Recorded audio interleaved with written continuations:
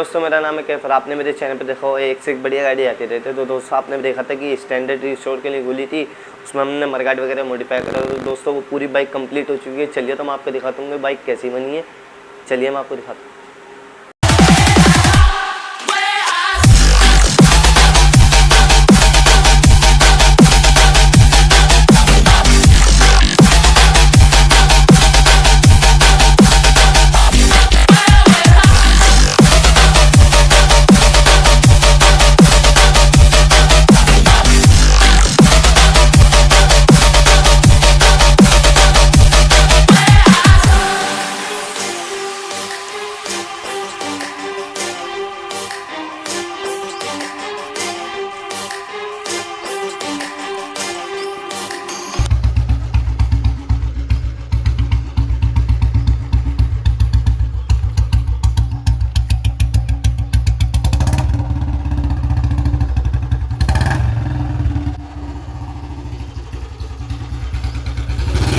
जैसे कि दोस्तों, आपने देखा कि बाइक कैसी मॉडिफाई हुई है। अगर ये आपको वीडियो अच्छी लगी तो लाइक करें, कमेंट करें, शेयर करें और चैनल को सब्सक्राइब करें। मैं आपको मिलता हूँ ऐसी नेक्स्ट वीडियो में।